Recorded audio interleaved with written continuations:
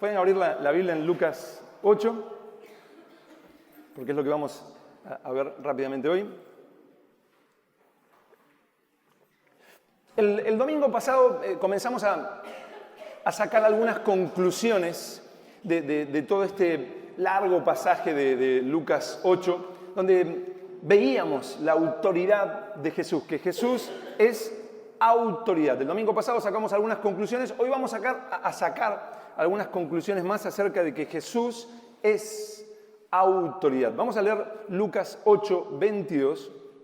Por supuesto es una historia que ya leímos, pero vamos a sacar algunas conclusiones más de lo que hemos leído, de todo esto de que Jesús es autoridad. En Lucas 8, 22, ¿tienen? ¿Sí? Lucas 8, 22 dice: aconteció un día que entró en una barca, Jesús, con sus discípulos, y les dijo: pasemos al otro lado del lago. Y partieron. Pero mientras navegaban, él se durmió. Y en ese momento se desencadenó una tempestad de viento en el lago y se anegaban y peligraban. O sea, estaban a punto de darse vuelta, hundirse, morirse. Y los discípulos realmente se preocupan. Jesús está durmiendo y están a punto de morir. Y vinieron a él y le despertaron diciendo: Maestro, maestro, que perecemos. Despertando él, reprendió al viento y a las olas, y cesaron. Y se hizo bonanza. Se terminó la tormenta, se terminó el problema. Y se hizo bonanza. Y les dijo Jesús a ellos, o sea, lo hemos visto, piensen en los discípulos preocupados por algo normal, es una tormenta, vamos a morir. Maestro, maestro, que perecemos. Están preocupados, están con dudas, están con miedos. Jesús calma la tormenta y luego les hace una pregunta. ¿Dónde está vuestra fe? ¿Dónde está vuestra fe? Vuelvo a decir, los discípulos están preocupados, están en crisis, están en conflicto, y Jesús les pregunta: ¿dónde está vuestra fe? ¿Qué pasó? ¿Dónde está vuestra fe? ¿A qué se está refiriendo Jesús? ¿Qué es lo que está preguntando Jesús cuando dice: ¿dónde está vuestra fe? ¿Qué les está preguntando? ¿Qué pasó con la fe en ustedes mismos? ¿Qué pasó con la confianza en ustedes? Eso le estará preguntando Jesús. ¿Por qué se preocupan tanto si la tormenta no es nada? Ustedes pueden con la tormenta. Confíen más en ustedes mismos. Eso es lo que Jesús está preguntando cuando dice: ¿dónde está vuestra fe? ¿Fe en quién? Cuando está la tormenta. Lo mismo cuando leímos el domingo pasado que la hija de Jairo había muerto y Jesús le dice a Jairo, o sea, murió la hija de Jairo, no es solo una enfermedad, ahora es algo más fuerte, más grande. La hija de Jairo murió, tema terminado. Pero Jesús, cuando ve esa situación, Jesús le dice a Jairo: no temas, cree solamente. ¿Cree en quién? ¿Cree en qué? ¿En qué le estaba diciendo Jesús? No temas, cree solamente en ti mismo. No temas, sigue confiando, tú puedes. ¿Eso le está diciendo Jesús? Bueno, hace un tiempo fui a una institución cristiana, y en esta a causa de una de mis hijas, y en esta institución cristiana empezaron a hablar de nosotros somos una institución cristiana, nosotros enseñamos la palabra de Dios. Le estaba advirtiendo a padres que quizás no eran cristianos, y de hecho había padres no cristianos, le estaba diciendo: cuidado, si ustedes esto les molesta, esto los perturba, no vengan a esta institución cristiana. Nosotros somos una institución cristiana, nosotros enseñamos la Biblia, nosotros hablamos de Jesús. Imagínense, yo aplaudía con las orejas. No se veía, pero mis orejas hacían ping, ping, ping. Me daba ganas de pararme y decir: amén, gloria a Dios. O sea, a gente le estaba diciendo: nosotros enseñamos la palabra de Dios y nosotros creemos en Jesús. Y después le habló de algunas convicciones como: nosotros creemos que hay hombre y mujer, y wow, ¿no? Y después de eso agregó: nosotros ayudamos a los niños a través de la palabra de Dios y los ayudamos a que crean en sí mismos. Los ayudamos a que tengan una buena autoestima. ¿Les suena la palabra? A que tengan una buena autoestima, que crean que pueden, porque si no, no van a poder estudiar, no van a poder hacer lo que tienen que hacer si no creen en sí mismos, si piensan que no pueden. Ellos necesitan creer, pensar que pueden. Una institución cristiana que afirma enseñar, que afirma creer en la palabra de Dios, mientras a la vez presenta como un hecho científico irrefutable que los niños necesitan confiar más en sí mismos. La sociedad de hoy presenta este hecho, vuelvo a decir, como un hecho científico, comprobado. Los niños necesitan creer en sí mismos, necesitan alimentar, fortalecer su autoestima. Necesitan creer en sí mismos. Hoy en día se presenta como, esto es así, o sea, ¿quién lo va a contradecir? Bueno, hoy vamos a hacernos algunas preguntas y a buscar responder esas preguntas. Primera pregunta, ¿seguro es ciencia? Esto de la autoestima. Esto de que el niño, no solo el niño, estoy hablando en este momento a los padres y a los niños como René, como Álvaro, a todos nosotros. O sea, a través de las películas, a través de las canciones, todo el tiempo necesitas creer en ti mismo. Las camisetas, las remeras, cree en ti mismo, yo creo en mí. Yo lo miro y digo, uy, pobre, ¿no? Pero hoy en día es ciencia, supuestamente. Bueno, William James, que es considerado el padre de la psicología norteamericana, fue el primero que en 1890 empezó a hablar de la autoestima. Pero por el otro lado, el que se considera el padre del psicoanálisis, Sigmund Freud, no pensaba pero en absoluto, Freud no pensaba en absoluto que la autoestima fuera a traer algún bienestar al ser humano, que lo fuera a hacer más sano, que lo fuera a hacer más feliz, más pleno. Para nada. Recién en 1959, un hombre que se llamó un psicólogo, Carl Rogers, fue el que en 1959, muchos de ustedes nacieron mucho antes, en 1959, recién ahí, Carl Rogers empezó a proponer esto de no, esta es la solución para el ser humano, esta es la solución para toda la tragedia del ser humano, el creer en uno mismo, el fortalecer la autoestima, el pensar que uno lo puede hacer. Esta es la solución para el ser humano. Pero principalmente se empezó a presentar dentro de la sociedad a partir de los años 80 como algo, esto es así, tenemos que crecer en esto. Pero en los años 90 se empezaron a hacer investigaciones de todo esto que supuestamente era ciencia, por ejemplo la investigación de Baumeister, que fue un psicólogo. En su investigación encontraban que esto no era así, en los años 90. Y empezaron a ponerlo en duda y empezaron a presentar informes de que esto de la autoestima no funcionaba como se estaba vendiendo, que no era tan así, que no era ciencia pura. Y empezaron a criticar al movimiento de la autoestima. Por lo que el trabajo sobre la autoestima, en realidad, no se puede, si yo quisiera hoy en día refutar a través de la palabra de Dios a todos los que hablan de autoestima, a toda la psicología que habla de autoestima, sería imposible. No porque la palabra de Dios no diga lo contrario, sino porque uno dice una cosa, dentro de la psicología, uno dice una cosa sobre la autoestima, sobre un tema. Sobre la autoestima uno dice una cosa, el otro dice otra, no hay un consenso. Pero eso sucede con toda la psicología. Dentro de la psicología hay diferentes ramas y si uno lee a uno, dice una cosa. Si uno lee a otro, dice otra cosa. Y así sucesivamente, diferentes ramas de la psicología. Si a eso le añado que cuando voy al psicólogo, yo lo he hablado esto con psicólogos, por ciertas situaciones de mi hija Cinti, he tenido varias conversaciones con mis amigos los psicólogos, y lo he hablado con ellos. Si vas a un psicólogo, él estudió, se concentró principalmente en una rama de la psicología que es diferente a otras. Pero a él a eso le añadió su propia experiencia y a eso le añadió otras cosas que fue investigando sobre otras ramas. Así que, hermanos queridos, esto es pura fe.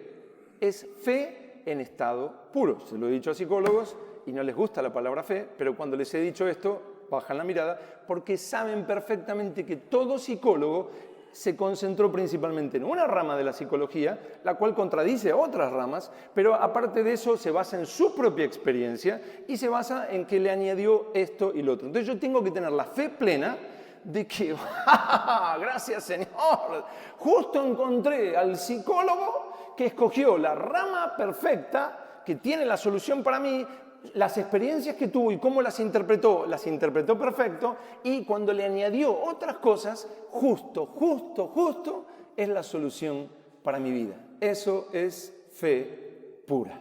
Hace algunos años, hablando con una psicóloga en un grupo interdisciplinario que nos exigían por la escolaridad de Cinti, hablaba con una psicopedagoga y una psicóloga y yo le decía, no, yo para dejar que guíes a mi hija, yo quiero conocer tu familia, quiero conocer a tu esposo, quiero conocer a tus hijos.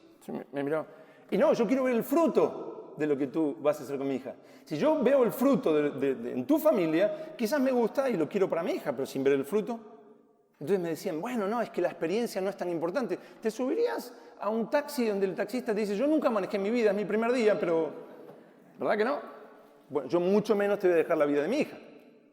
Entonces, cuando hablamos de hablar de la o cuando hablamos de refutar la psicología o de presentarnos frente a algo que hablan como ciencia, la psicología, deberíamos preguntarnos a cuál de las psicologías, de cuál de las psicologías estamos hablando. ¿De cuál de todas? Porque no solo son diferentes ramas, sino que después hay diferentes configuraciones dentro de cada rama. Entonces, ¿de qué estamos hablando como para poder hablar de eso? Aún si quisiéramos hablar de esta predicación, se llama el movimiento de la autoestima versus Jesús. Aún si quisiéramos hablar, dice, no, es que la psicología cuando habla de autoestima dice, ¿de cuál de las psicologías estamos hablando? Entonces hoy nos vamos a concentrar en el llamado movimiento de la autoestima, que dice lo siguiente: el bienestar del ser humano depende de una sana autoestima, de un desarrollo de su autoestima. Si el ser humano desarrolla esto, pues el ser humano va a ser feliz, va a estar pleno, va a estar sano.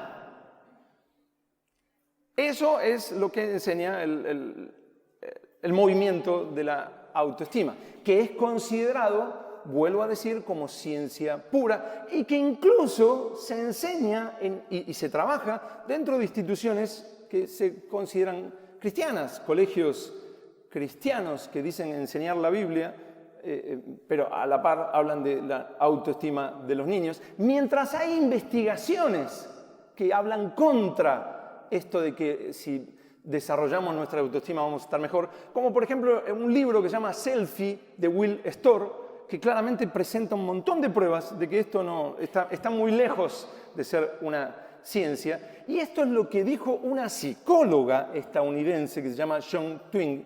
Dijo esto: lo que realmente se ha impuesto en estas últimas 2 décadas es la idea de que tener una gran confianza en sí mismo, amarte a ti mismo, creer en ti mismo, es la clave del éxito.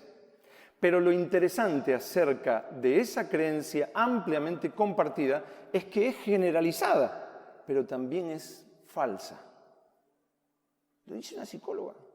Y nosotros, los cristianos, incluso nos preocupamos muchísimo por cosas que nos ofenden enormemente, como el gobierno presentando una ley de aborto, cuando los que van a abortar son las personas que no son cristianas. Pero nos ofende enormemente y nos unimos. Las iglesias hoy en día dicen que están más unidas en la lucha contra la ley del aborto, mientras nos tragamos.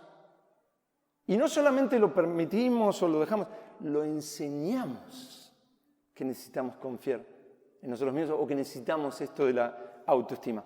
Es realmente llamativo. Necesitamos definir otra pregunta o responder otra pregunta. ¿Qué es la autoestima? Bueno, la La palabra se refiere a la percepción que tú tienes de ti mismo, a la percepción que tenemos de nosotros mismos. ¿Qué pensamos de nosotros mismos? Y cuando pensamos en nosotros mismos decimos, yo puedo, me amo. Me miro en el espejo y digo, qué espiritual que eres. Espejito, espejito, dime quién es el más bonito. Tú eres. Ay, no.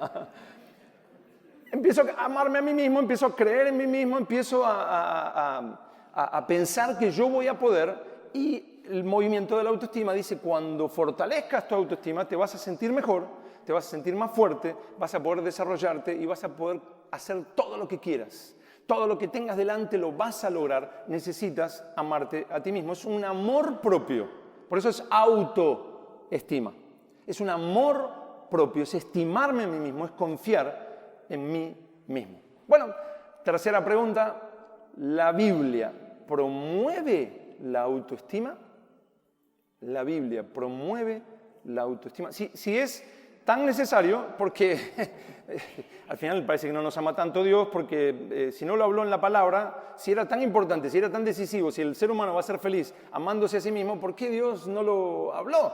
¿Por qué Dios no promueve en su palabra? En ningún momento de las Escrituras Dios promueve en su palabra que te ames a ti mismo, que te ames más de lo que ya te amas. Nunca lo promueve. Yo sé que alguno puede estar pensando en, bueno, pero la palabra dice, amarás a tu prójimo como a ti mismo.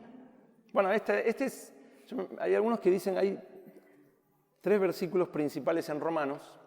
Esa es la Biblia, ese es el todo. Para ellos esos 3 versículos de Romanos es más, no tiramos lo demás porque, bueno, está ahí. Para los del movimiento de psicología, este es el gran versículo. Amarás a tu prójimo como a ti mismo. Dicen, ahí está. Ahí está promoviendo que me ame más.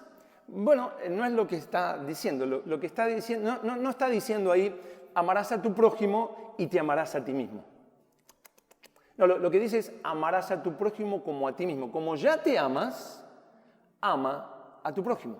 Hay un amor propio que es sano, que es bueno, que es beneficioso, que es natural. ¿Cuál es ese amor propio? Bueno, Jesús, cuando hablaba de el que cree en mí, de su interior correrán ríos de agua viva, o cuando hablaba del reino de Dios, o cuando hablaba de entra en el gozo de tu Señor, nos estaba ofreciendo bienestar, nos estaba ofreciendo el máximo, el supremo bienestar, que la Biblia lo sintetiza en vida eterna. Nos estaba hablando del máximo bien. Imagínate una persona que se odia en todos los planos posibles, entonces dice, Jesús me está ofreciendo el bien y me está advirtiendo del mal.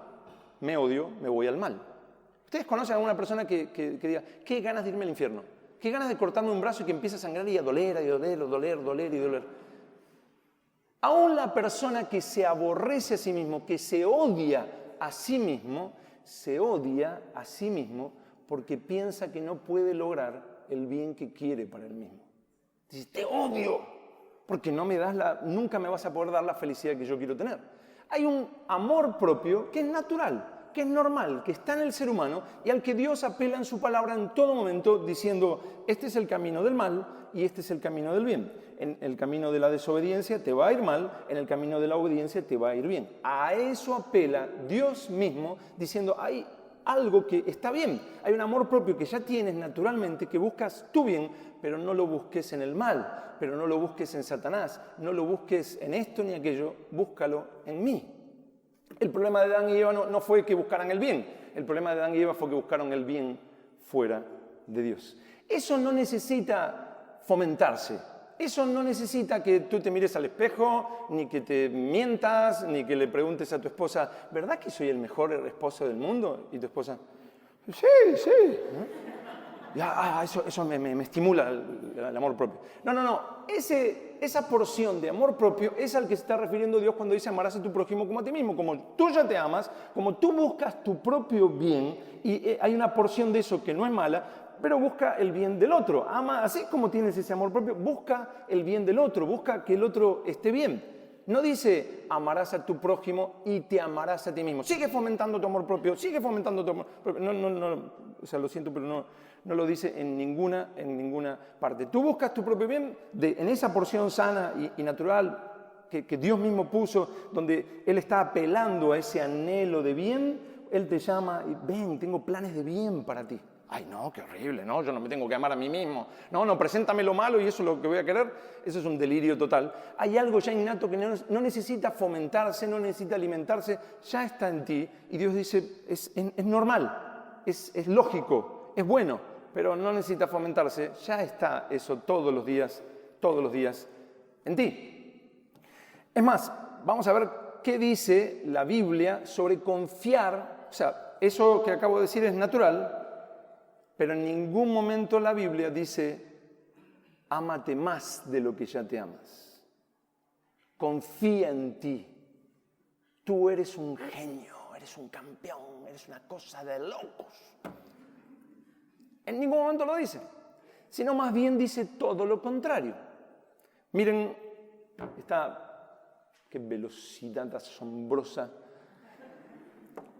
Yo se los leo y ustedes lo leen en la pantalla. En Jeremías 17, versículos del 5 al 8, dice, así ha dicho Jehová. Hay una maldición sobre confiar en ti mismo. Maldito el varón que confía en el hombre. Bueno, yo lo he escuchado muchas veces y algún hermano te falla y viene otro y dice, viste, yo sabía, no hay que confiar en nadie, Maldito el varón que confía en el hombre. Eso es resentimiento. No te hagas el pichín. Eso es resentimiento, eso es amargura. No, lo que está diciendo es que no confíes en ti mismo. No que ya no confíes en nadie, que estés cerrado totalmente y saludos, gloria a Dios, Dios te bendiga. Ya escuché la palabra, gloria a Dios, me voy, no confío en nadie, no me relaciono con nadie. No, que no pongas tu confianza en ti mismo, porque mira lo que dice, maldito el varón que confía en el hombre y pone carne por su brazo. Su fuerza, su acción es su propia naturaleza humana y pone carne por su brazo y de esa manera, si alguno estaba confiando en esto del movimiento de la autoestima y demás, hermano, yo lo digo por ahí así un poco en broma y demás, aunque no lo comparto en absoluto y estoy dispuesto a discutirlo, pero respeto si alguien piensa de otra manera, solamente que yo creo lo que dice la palabra de Dios. Y aquí dice que si confío en mí mismo, me aparto de Dios. Maldito el varón que confía en el hombre y pone carne por su brazo y su corazón se aparta de Jehová. Este es el resultado, será como la retama en el desierto, uno se empieza a secar y no verá cuando viene el bien. No, pero yo no me amo a mí mismo, no me importa si viene el bien o el mal. No, ahí está la aplicación de eso natural, beneficioso, eso que ya está en todo ser humano. Vuelvo a decir, aun cuando se odia a sí mismo, se odia porque piensa que no puede alcanzar el bien que quiere. Pero, ¿qué le va a pasar a la persona que confía en sí misma? No verá cuando viene el bien. Y no verá cuando viene el bien, sino que morará en los sequedales en el desierto, en tierra despoblada y deshabitada.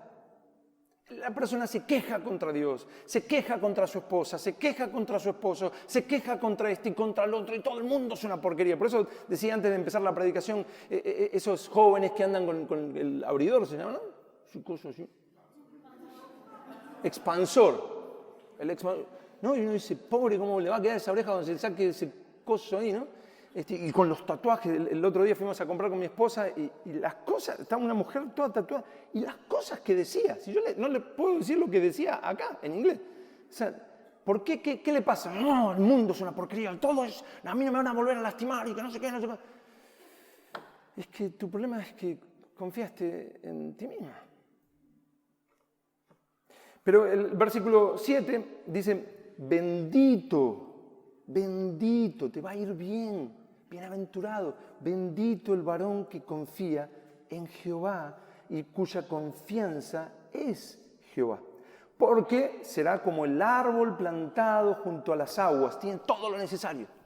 Como el árbol plantado junto a las aguas que junto a la corriente echará sus raíces y no verá cuando viene el calor, sino que su hoja estará verde y en el año de sequía no se fatigará ni dejará de dar fruto. Esa promesa es para nosotros, para cada uno de nosotros, cada vez que confiamos en Él.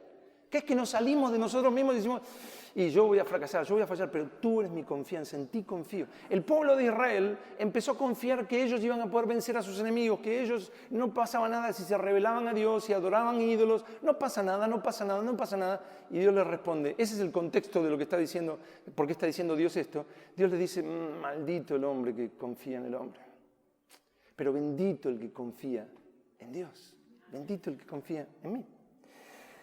Esto nos lleva a otra pregunta, la cuarta pregunta. ¿Cuál es el problema con el movimiento de la autoestima? Bueno, recién lo acabamos de ver un poco. Si quieres matar la relación de Dios, de una persona, quieres anular la relación con Dios de cualquier persona, la manera más efectiva y la que usa Satanás es que confíes en ti mismo.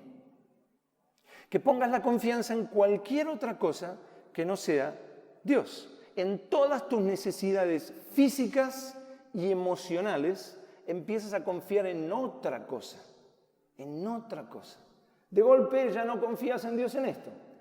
Piensas que te lo va a dar otra cosa, otra persona, tal cosa, o tú mismo. No, yo voy a poder, no, yo sí puedo. Bueno, esa es una excelente manera de matar tu relación con Dios. De golpe vas a ser autosuficiente. De golpe vas a ser independiente. De golpe te vas a sentir mejor. ¿Cómo te vas a sentir mejor? Sí, al principio te sientes mejor. Nunca, los hombres, que yo sé que son todos malos jugando, pero una vez jugaron. Nada. Cuando jugabas al fútbol, con amigos o lo que sea, si tú pensabas, no me va a salir, no voy a poder. ¿Verdad que las piernas parecían que te habían puesto yeso? ¿No? Y como, no. Pero otro día tenías ese día que yo que sé que te había pasado y pensabas que era Maradona, Messi y yo que sé más, y de golpe se desataban las piernas y era una cosa. Eso se llama autoestima. Se llama, yo puedo, yo voy a hablar. Tienes una inyección de autoestima. Obviamente te van a salir las cosas mejor cuando tengas más ganas. El problema es el palo que te vas a pegar cuando te des cuenta que no eres Dios. Y cuando sí te salió, pateaste así la pelota y hizo y ay, sí, bueno, soy así, ¿no? Pero cuando sales de ahí y destruyes tu relación matrimonial, destruyes a tus hijos, tus mismos amigos dicen, este es un soberbio, enfrentas situaciones que no puedes y empiezas a fracasar y te sigues diciendo, yo voy a salir, pero lo que estás haciendo es cavar cada vez más profundo. Ese es el problema. Y cero relación con Dios. Mataste tu relación con Dios. ¿Quieres estar lleno de amor hacia Dios y lleno de oración en tu corazón? Bueno, mira, el salmista dice en el Salmo 87, 7, todas mis fuentes están en ti. Toda necesidad física o emocional, tú eres mi fuente. Necesito amistad, necesito amor, necesito compañía, necesito paternidad, necesito soluciones en mi vida económica, necesito esto y necesito aquello. Todas mis necesidades, la fuente eres tú. De cada cosa, tú eres el que lo suple. A ti clamo, en ti confío. La relación con Dios se vuelve plena. Plena. ¿Quieres matar la relación con Dios? No confíes en Él, confía en cualquier otra cosa, menos en Dios. Por ejemplo, en ti mismo. Cuando la persona piensa que encuentra en él mismo y en otras fuentes lo que necesita, la persona no tiene un interés real en Dios. Leímos en Lucas 8, vamos a ir un poquito más atrás, que también lo leímos en el Sermón del Monte, en Lucas 6, 20.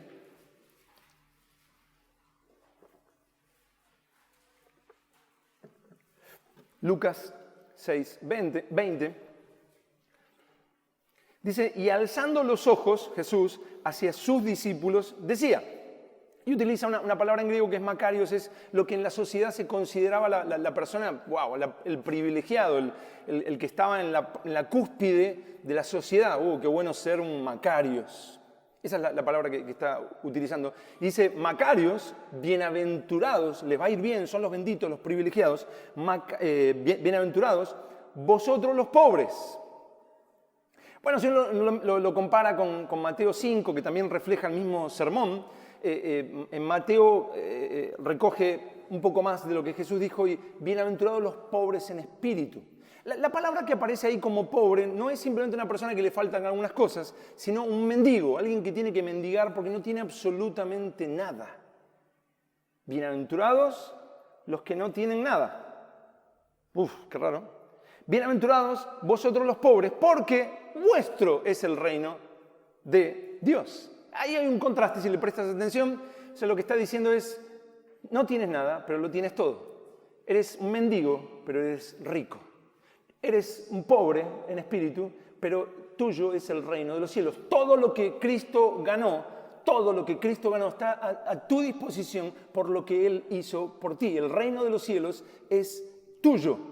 Si tú tienes esta actitud de decir yo no soy independiente, yo no soy autosuficiente, sino que me declaro en bancarrota, soy un mendigo, te necesito en todas las áreas de mi vida, tú eres mi fuerza, tú eres mi amigo, tú eres mi padre, tú eres mi sustentador, tú eres mi protector, tú eres mi Dios, Él dice pues mira, todo es tuyo, en Cristo Jesús. Entonces, ¿le quieren alabar a Dios? Él es digno, en Cristo Jesús.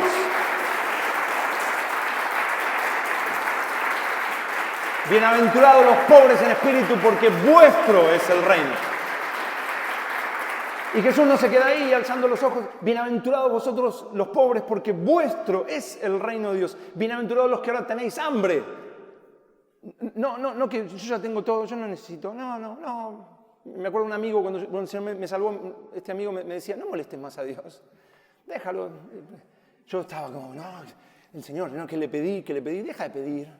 Venga a bailar. Bienaventurados los que ahora tenéis hambre, porque seréis saciados. Bienaventurados los que ahora lloráis, porque reiréis.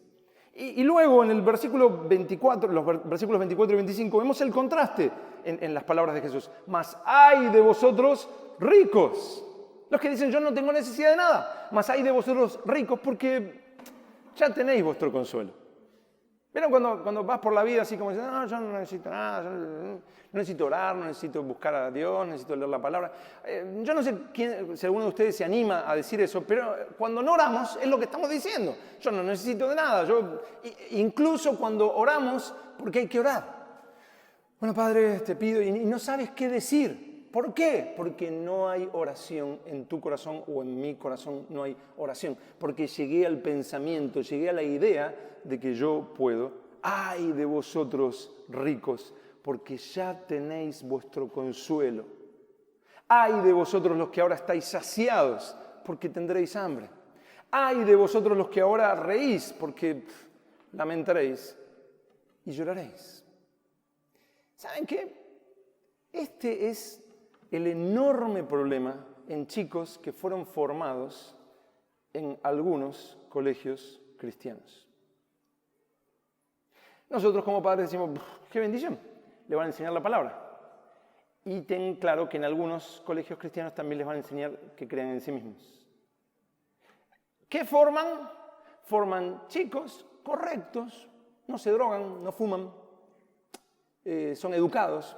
Pase usted, disculpe, perdón. Son educados, son buenos, lo que llamaríamos que chico bueno, pero soberbios, no buscan consejo, se creen mejores que sus padres, opinan sobre todo, no buscan a Dios, no están quebrantados, no tienen hambre y sed de Dios, no tienen un clamor en su corazón, no hay quebrantamiento, no los guiaron a Dios, sino que simplemente les enseñaron a ser correctos, pero en sus necesidades les dijeron, tú puedes, tú puedes. Cree más en ti mismo y te va a ir mejor en el colegio. Cree más en ti mismo y lo vas a lograr. No tengas baja autoestima. Esa es la realidad. Como aquella iglesia en la Odisea a la que Jesús le dijo, antes de lo que Jesús dijo, no estoy diciendo que no llevar a nuestros hijos a colegios cristianos. Yo estoy diciendo, llevémoslos a colegios cristianos y si nos enteramos de que le enseñan la necesidad de fortalecer su autoestima, de amarse más, nosotros cuando sale del colegio le decimos, eso no es lo que la Biblia dice, eso no es lo que la Biblia dice, eso no es lo que la Biblia dice. Y le enseñamos qué dice la palabra. Hermanos, la responsabilidad mayor de nuestros hijos no es del colegio, no es de la iglesia, no es del vecino, no es del tío, es nuestra. Nosotros llevamos, dentro de esa administración, llevamos a nuestros hijos al colegio para que le enseñen porque creemos que es lo mejor. Pero luego nosotros seguimos haciendo nuestro trabajo. ¿Quién es el primer pastor de tus hijos? Amén, hermana, muy bien enseñado. Yo soy el primer pastor, por más que soy pastor de la congregación, si no lo fuera igual soy el primer pastor de Cintia y de Zoe. Y tú eres el responsable. Si, les pueden preguntar a sus hijos, cuando me preguntan yo les digo, mira, yo no soy tu padre, no soy tu mamá. O sea, yo lo que te puedo decir es como un pastor de la congregación, las decisiones las tomas tú. A ver, ¿cuántos escucharon eso de los jóvenes? Levanten la mano. Quiero ver a todos los que se lo dije levantando. ¡Ah! Eso es otra cosa. A todos. Yo no soy tu padre, no soy tu madre, yo soy pastor, yo te puedo hablar de la palabra, te puedo aconsejar, pero tú tienes que tomar tus propias decisiones y ya hay cosas que las tienes que hablar con tus padres. Yo no voy a dejar que enseñen mal a mis hijas. Yo está bien, puedo llevar a un colegio cristiano, pero luego yo voy a hacer mi trabajo. ¿Amén? Jesús le dijo a una iglesia en la ciudad de Laodicea, le dijo esto, yo conozco tus obras, que ni eres frío ni caliente. Ojalá fueses frío o caliente, pero por cuanto eres tibio, la persona tibia, la persona que no está enterrada en el pecado, sino que es correcto. Bueno, lo ves y dices que la verdad no tenemos nada que decir de él.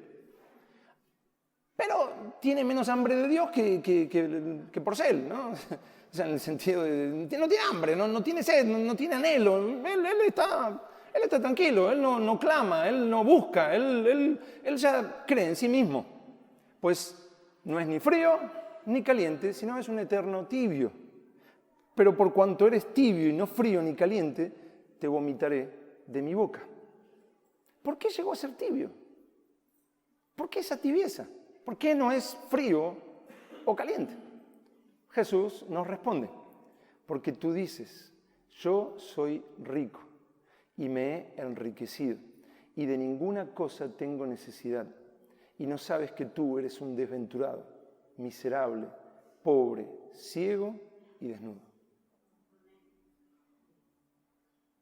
Apocalipsis 3, versículos del 15 al 17. Los he visto tristemente muchas veces. Salen pensando que soy correcto, sé todo. Opina sobre la iglesia, opina sobre el grupo de no sé qué, opina sobre sus padres, opina sobre esto, lo tiene clarísima. Porque él cree que es él. Pero no tiene clamor en su corazón, no hay quebrantamiento, no hay humillación, no hay búsqueda de Dios, no hay anhelo, no hay lectura de la palabra, no hay vida, no hay vida, no hay vida, no hay vida. Y peor, se engaña porque le dijeron que eso es ser cristiano, que puede conocer cosas correctas, puede conocer historias bíblicas y a la vez confiar plenamente en sí mismo. ¡Ay! Jesús dijo ¡ay! Y nos queda una última pregunta. ¿Cuál es la solución de Dios, la solución de Dios a la problemática del ser humano? Estos últimos domingos hemos estado aprendiendo en Lucas 8 que Jesús es la autoridad. En Lucas 8, versículos del 4 al 21, vimos que lo que Jesús enseña debe ser obedecido, porque Él es la autoridad. La palabra de Jesús es autoridad. Él es la autoridad sobre el ser humano. En Lucas 8, versículos del 22 al 25, vimos que Jesús es autoridad sobre toda la creación. En Lucas 8, del 26 al 39, vimos que Jesús es autoridad sobre los ángeles y sobre los demonios. Y en Lucas 8, versículos del 40 al 56, vimos que Jesús es autoridad sobre toda enfermedad y aún sobre la muerte misma. Después de que Jesús calma la tormenta en ese viaje que iba con sus discípulos, miren lo que dice en Lucas 8, 25. Lucas 8, 25. Jesús estaba durmiendo, maestro, que perecemos, que no hay solución, que no se puede, que no podemos. Y Jesús se da vuelta y le dice, ¿por qué no confiaron en ustedes mismos? Tienen que alimentar su autoestima. Piensen que pueden y lo van a lograr. No. Lucas 8:25 dice, y les dijo, ¿dónde está vuestra fe? y atemorizados se maravillaban y decían unos a otros: ¿quién es este que aún a los vientos y a las aguas manda y le obedecen? Jesús es la autoridad sobre todo,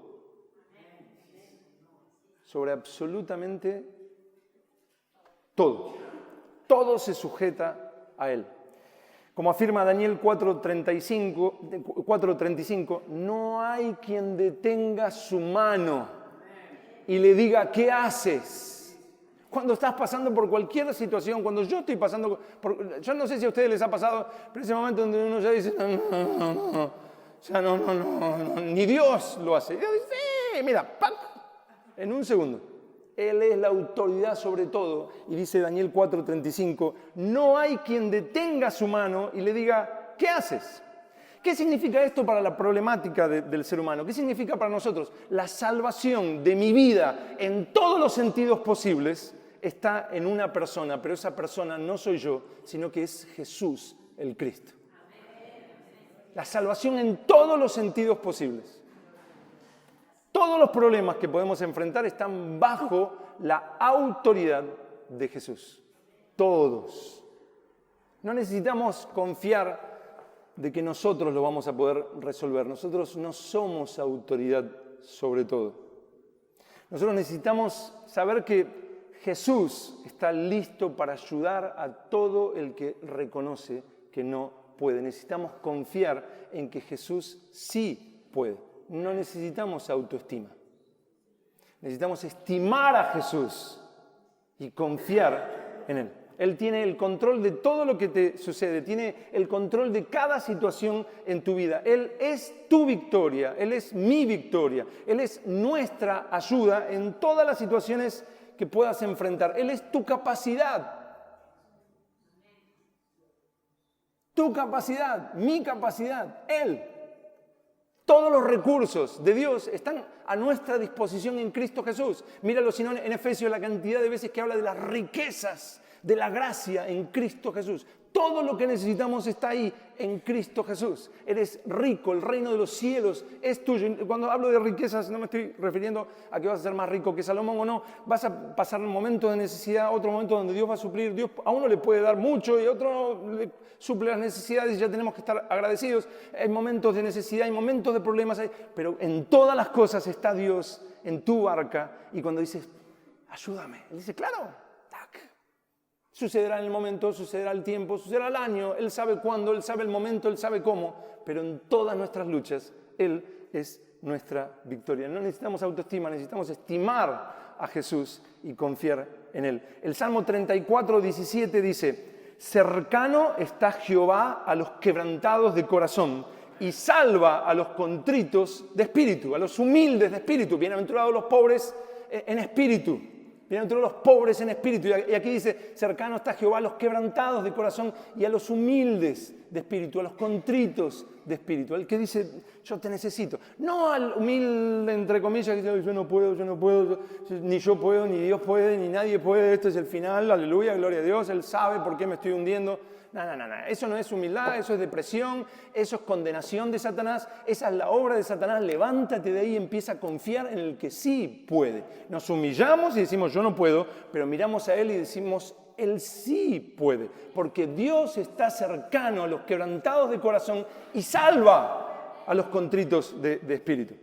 Y Dios dice en Isaías 57:15: porque así dijo el alto y sublime, el que habita en la eternidad y cuyo nombre es el Santo. Yo habito en la altura y la santidad y con el quebrantado y humilde de espíritu, para hacer vivir, no para dejarte ahí del derrotado y decir: viste que no eres nada, repite conmigo. Dios no es el matón del colegio que le gusta verte postrado ahí y decirte: ¿viste? No eres nada. No. Dice: para hacer vivir el espíritu de los humildes y para vivificar el corazón de los quebrantados. Para vivificarte. ¿Qué haces ahí? Levántate en Cristo Jesús. Confía. Él puede. Para Dios, cuanto más te confundas y creas en ti mismo, menos te vas a relacionar con Él. Porque dicen, sí, no sé qué orar, no sé qué pedir, no sé qué leer, leo la Biblia y no pasa nada. Claro, porque no estás confiando en Él, porque Él no es tu todo, Él quiere ser tu todo, tu todo, tu todo. Él quiere darte sabiduría para lo que vas a hacer. Él quiere darte sabiduría, Señor, guíame, muéstrame cómo hacerlo, qué es lo que tú quieres. Y el Espíritu Santo está ahí, compartiendo la misión de la iglesia contigo. Increíblemente, una buena parte de la iglesia, vuelvo a decir, se preocupa por otros temas y se siente ofendida, pero esto lo deja pasar como si fuera un tema menor, o aún como si esto lo enseñara la Biblia y dijera, cree en ti mismo. Cuando los discípulos dudaron en la tormenta, Jesús les preguntó, ¿dónde está vuestra fe? ¿Dónde está vuestra fe en ustedes mismos? No, sino que le preguntó, ¿dónde está su fe en mí? De la misma manera cuando le dijo a Jairo, no temas, cree solamente. No estaba diciendo, sigue confiando en ti. No. Cree solamente en mí. Yo soy suficiente. Tú no puedes, pero yo sí puedo. Jóvenes, amados jóvenes, justo ayer nos tocó también un tema muy similar. Van a escuchar incluso a veces de instituciones cristianas que crean en ustedes mismos. La Biblia enseña otra cosa. Él te llama a confiar en Él. Él te dice, confía en mí, yo soy la autoridad. Yo tengo autoridad sobre todo lo que vas a pasar en tu vida. Confía en mí, tú vas a fallar. Y no es malo reconocerlo. Ay, no dudes. Les contaba a los jóvenes ayer que una vez fui a predicar a una iglesia y una mujer, terminé de predicar, yo no sé qué entendió, pero se me acercó y me dijo, qué tremendo esto de la autoestima, ¿no? Y me dice, porque claro, es difícil enseñarle a nuestros hijos sin herirles la autoestima. Me han pasado cosas más raras, pero esta era rara, ¿verdad? ¿En qué sentido? Me dice, el otro día estaba en el río, en el mar, no sé, y dice, y mi hija se iba a ahogar. Entonces, ¿cómo ayudarla para que no se ahogue sin mencionarle la palabra no? Para no herirle la autoestima. Entonces, la nena se estaba ahogando, ¿no? Pero ya le estás cortando, la podés hacer sentir mal porque la tenés que ayudar. Entonces, no le guías. Entonces, deja que se ahogue tranquila, llena de autoestima. Entonces, me decía, ¿cómo ayudarla? Entonces, no sé, sería como una cosa así, como, sí, es para el otro lado. Te van a decir esas cosas, joven, pero Dios te llama a que confíes en Él. Él es realmente Dios. Nosotros no pasa nada. No necesito sentirme Superman para salir adelante. Lo que necesito es saber que Él es más que Superman. Que Él es Dios, que puedes confiar en Él, que Él te ama y cuando Él empieza a ser tu todo, te apasionas por Él y no hay nada como Él. El movimiento de la autoestima afirma que si crees más en ti mismo, te irá bien. El cristianismo afirma que si crees, confías en Jesús, en todo lo que tienes por delante en tu vida, todos los recursos de Dios van a estar a tu disposición. No es malo que busques tu bien de esa manera en Dios, pero búscalo en Jesús. Por más que te repitas, yo puedo, la verdad es que lo que vas a descubrir es que muchas veces no puedes y lo que sí vas a poder es fracasar y hundirte.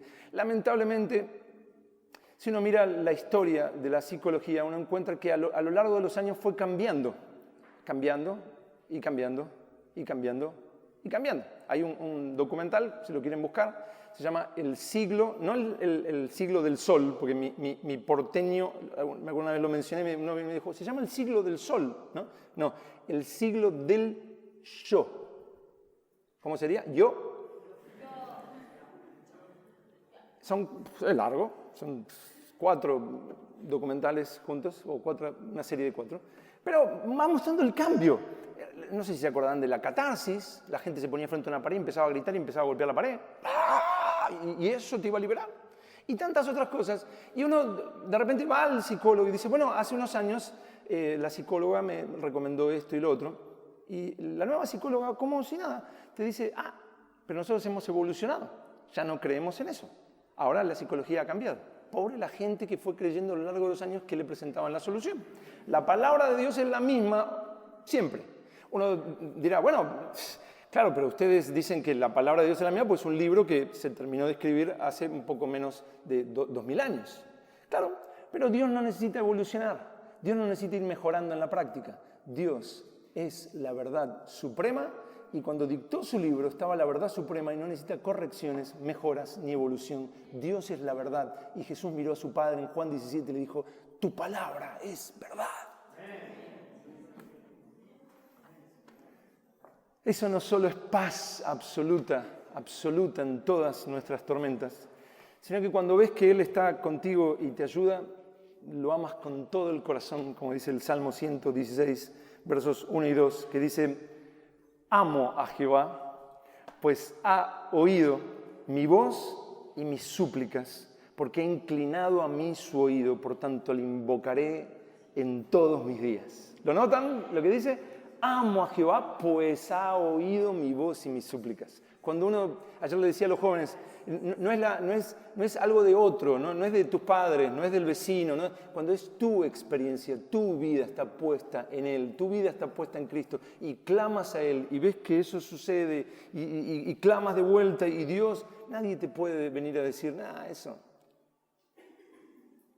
Hermanos, estamos en las manos más seguras. Jesús es la autoridad sobre todo. Cuando confiamos en Él no estamos confiando simplemente en un angelito que puede hacer algunas cosas. Yo me acuerdo, y con esto termino, hace unos cuantos años empecé a predicar a un brujo, con mi amigo el que me llevaba con los brujos, a predicarles el Evangelio, y le empecé a hablar y tuve esta convicción en mi corazón. Le dije, mira, tú sabes que mi Dios es el Dios supremo. Él me miraba y empezaba a cambiar la mirada y se enojaba. Y tú sabes que mi Dios es el Todopoderoso y que el tuyo no. Tú sigues a Satanás y tu Dios es inferior y tu Dios te va a llevar al infierno, pero el mío es el Dios supremo. Él bajaba la mirada y se llenaba de odio. No me decía, no es así. Él había puesto su confianza en algo equivocado. Y si tú confías en ti, tú incluso eres inferior a Satanás, humanamente. Pero si levantas la mirada, alzaré mis ojos a los montes. ¿De dónde vendrá mi socorro? Mi socorro viene de Jehová, que hizo los cielos y la tierra. En todas tus situaciones, no solamente vas a ver cómo Dios obra en tu vida y en otras personas a través de tus oraciones, sino que lo vas a amar con todo tu corazón y vas a decir junto a aquellos en Isaías, cuando Dios dice, vosotros sois mis testigos, que no hay Dios fuera de mí.